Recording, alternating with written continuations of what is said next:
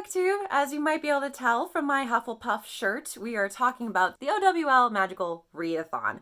This is the third year that G over at Book Roast is putting together this read-a-thon. It's actually a two-part thing. First, we study for our OWLs as if we were fifth-year students at Hogwarts, and then after that, a few months later, we're going to do our newts, which basically all of those exams are trying to help funnel you towards a certain wizarding career, and she has made up a whole gorgeous, absolutely amazing packet or brochure essentially, of wizarding careers that you can choose from, and each of those has certain OWL requirements, so you have to pass those certain exams by completing different subjects. It's really fun. I did it last year, didn't post the video for it, but I just had such a fun time participating, and this year I am going to be working towards two different careers. Essentially, as a Hufflepuff, I have never had as much interest in like plants and cooking as one would think coming from my house, but when I saw that she did a new wizarding career of, what did she call it? Culinary sorcerer, it just sounded so much fun to me.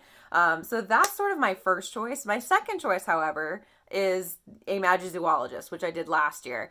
Basically, I like the idea of a magizoologist, but the thing that really sold me on it is that there was a separate little, like, not a seminar, but like an additional thing that you can do to sort of add a challenge to the readathon, and one of those things was Dragon Tamer, and I just have such a weakness for that idea. I would love to do that, and so I kind of put magizoologist as my secondary choice, because then on top of that I could add the Dragon Tamer as like a secondary goal. Both of these look really fun, and both of them have similar overlapping requirements, which is going to make this a little bit easier. So if I'm kind of failing in one career requirement, then I can kind of hopefully adapt to the other one. The other thing you could put on top of them, so I mentioned Dragon Tamer as one, sorry, I'm reading off my laptop here, but a secondary thing you could also add on there is Mermish Linguistics looked really interesting to me. I actually minored in linguistics in college, and to do Mermish Linguistics, you have to just basically add another herbology requirement, because you're not supposed to double up in this readathon when it comes to like having two books fill one prompt. You're supposed to, if you can,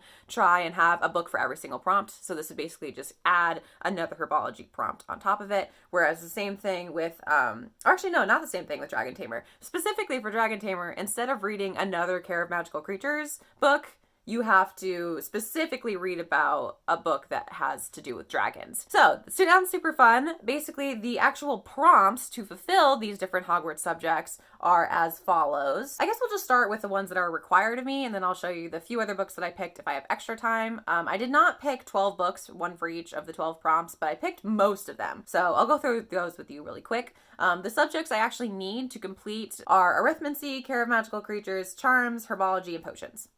Like for both of them, there's only one of those. Arithmancy I only need for Culinary Sorcerer, and Care of Magical Creatures I only need for Magizoologist. But altogether, that's only 5 books, so I figured that's very doable. So the prompts for those are, for Arithmancy, pick a book outside your usual genre. For that one, I am going to do The Far Traveler, Voyages of a Viking Woman by Nancy Marie Brown. This is nonfiction. I rarely reach for nonfiction, so I figured this is nice and short. It sounds really interesting, and that would be perfect for this readathon, so that's check for that one. The next one is Care of Magical Creatures, which is to pick a book with a beak on the cover, and so for that, the only option I had was Ruby, believe it or not, by Cynthia Bond. Can't speak. There's a bunch of little birds all over the cover of this. I had nothing else because I literally just finished Six of Crows and Crooked Kingdom earlier this month and at the end of February, and those were the only books on my entire TBR shelf that had a beak on it, apparently. So that's going to have to be the one choice for that one. No wiggle room there. For Charms, you have to pick a book that has a primarily white cover. I'm picking Nevernight. I actually have a lot of options for this. I have quite a few books with primarily white covers, but I decided to go with this one because I've been excited about it for a very long time. The next one is Herbology, and that is just to pick a book whose title starts with an M, and I actually have to pick 2 for this one because if I want to do the Mermish Linguistics prompt, then I need to do Herbology twice. So for this, I picked The Masked City, which is the second book in the Invisible Library series by Genevieve Cogman. I read the first one of this.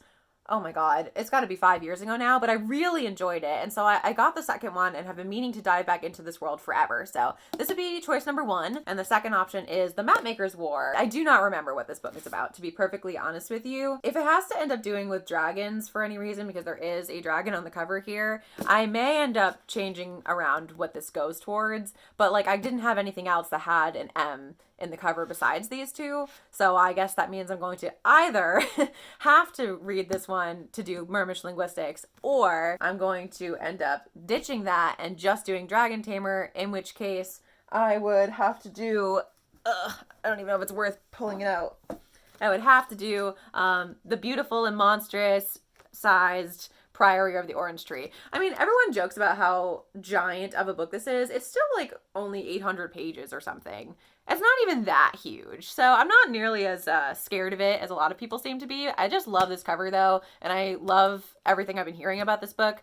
So it's not like I wouldn't be excited to pick this up for Dragon Tamer. It's just that, you know, it's not super conducive to a readathon. Like most of the books I've chosen are not super dense, whereas a couple of these are. It's not the only one though. And then finally for potions, this was actually the hardest one for me to find because I had to pick a book that was 150 pages or less. I don't own a lot of short books. Mostly because a lot of what I read tends to be fantasy and sci-fi, and those are rarely short. However, I did find one, which was Steering the Craft. Basically, this is all about writing. It's by Ursula K. Le Guin, who is a very famous author in sci-fi.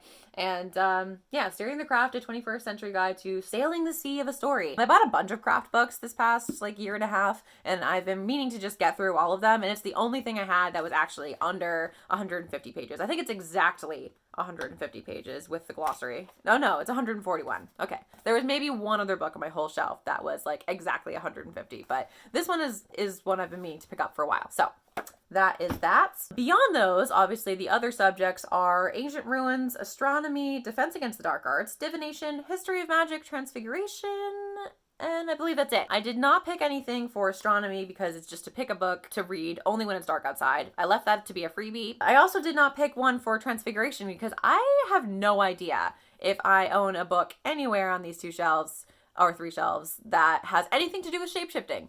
Absolutely no idea. So I may just look at the spreadsheet that G made for people to recommend books for these different prompts because I got nothing.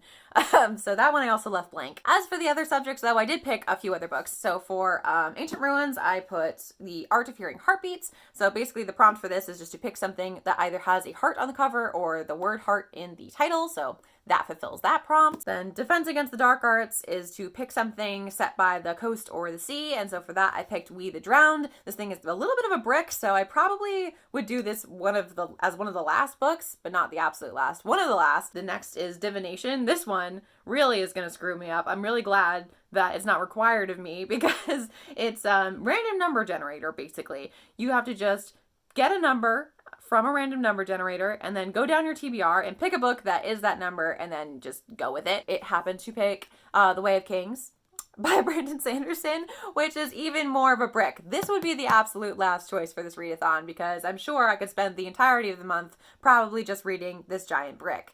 But I have been meaning to read this forever. So again, if I have either extra time or just suddenly really have the urge to read this, it just seems funny that this was the one that, you know, I feel like Trelawney is specifically spiting me with this one is what I'm saying. And then History of Magic, I just had to pick anything that had to do with witches or wizards. And so I picked A Secret History of Witches, which I actually meant to read last year. I was really excited about it, and then I haven't gotten around to it yet. It's by Louisa Morgan, and I think it's about like 3 generations of women who were all witches, if I remember correctly. So altogether, I do have quite a number of books to try and get through for this readathon. There's only the 1, 2, 3, 4, 5, 6, potentially 7 that are actually required of me if I want to do all of the OWLS and the additional extra goodies.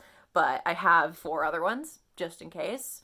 Probably not going to do all of that, but you never know. It's good to be over-prepared rather than under-prepared, you know? So that is the plan. We'll see how it actually goes. The readathon, again, starts April 1st, goes through toward the end of the month. I'm very excited about it. I hope you guys are also participating. I will leave the link to G's video explaining the whole thing in the description below.